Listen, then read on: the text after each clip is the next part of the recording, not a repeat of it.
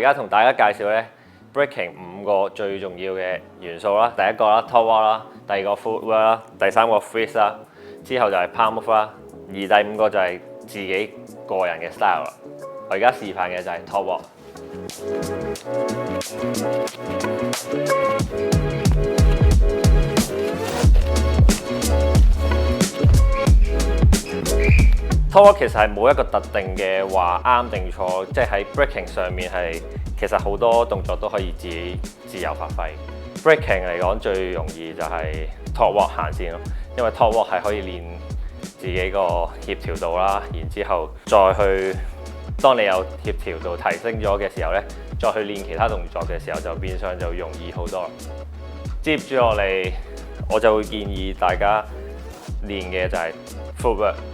其中一個 footwork 咧嘅動作咧就叫 one step。one step 嘅動作咧就係咁樣嘅。但係最開頭咧，我自己就會建議大家練咗半下先嘅，即係唔使一次過跳啦，就係練咗呢一個動作先啦，反覆咁樣去練啦。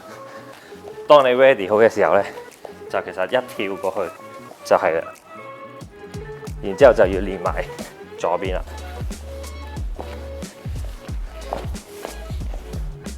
個重心就係當你練呢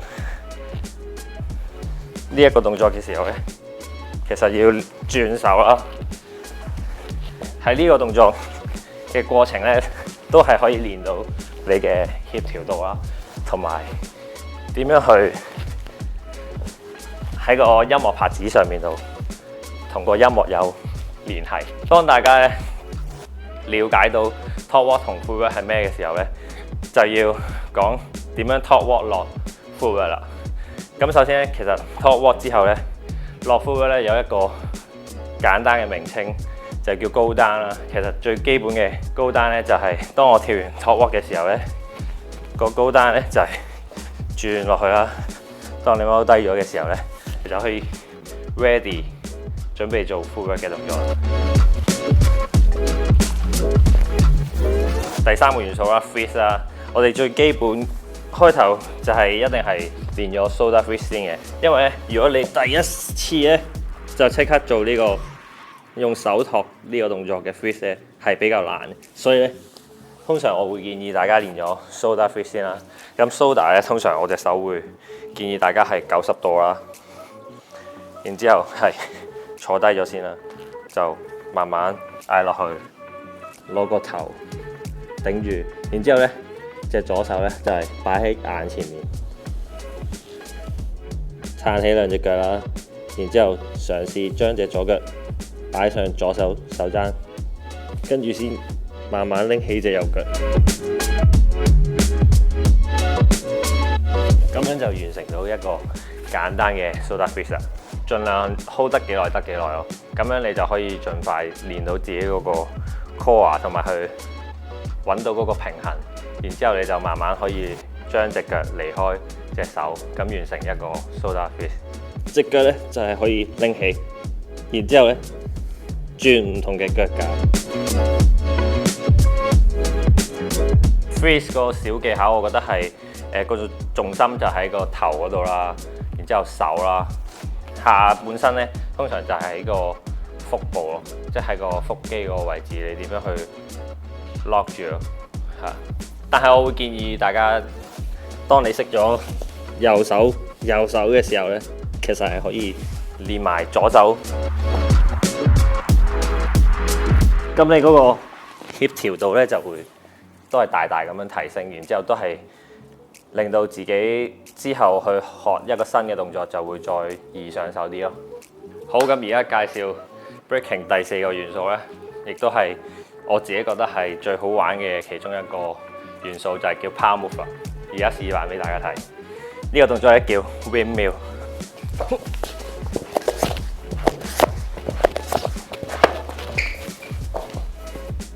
好，咁個竅門咧，其實就係同 freeze 係好有嗰個聯繫啦。咁咧最開頭咧就係要練咗呢個 freeze 啦。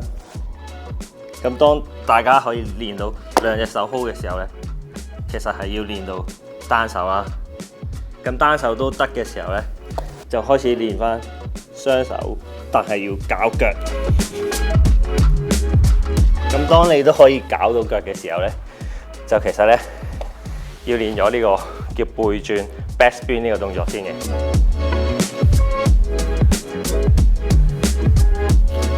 咁樣咧就係為之一個 back spin 啦。咁當你都可以將 freeze 搞腳再去 back spin 嘅時候咧，咁你就好快可以練到一個 windmill 啦。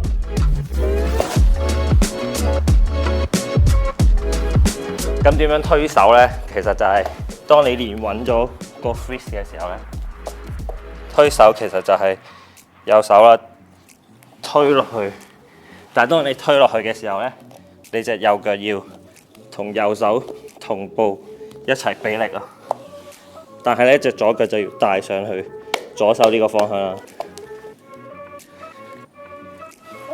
跟住就係右手右腳一齊，右腳咧就係踢，右手就係推。係啊，點樣去避免受傷咧？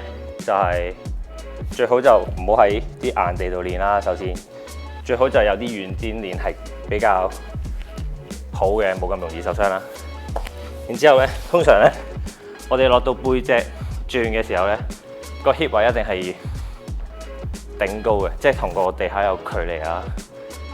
咁平時咧自己唔跳舞嘅時候，又可以當一個 workout 嘅訓練啦，即係你 keep 住自己要頂高咁樣啦。咁就係有嗰個肌肉記憶喺入面啦。咁然之後咧，當你平 freeze 跟住推手嘅時候咧，都係要諗住好似啱啱個動作咁啊，拎起，係啊，即係盡量就唔好俾個 pat pat 嗰個位置去黐住地下，都係要用背脊呢一個位轉。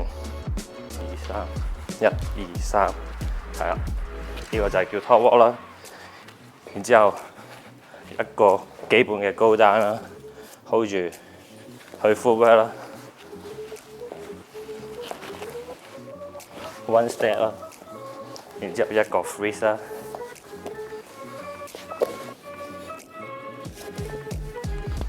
之後就係點樣去拋木法 windmill pose。咁樣就係為之一個基本嘅 B-boy 一個動作啦。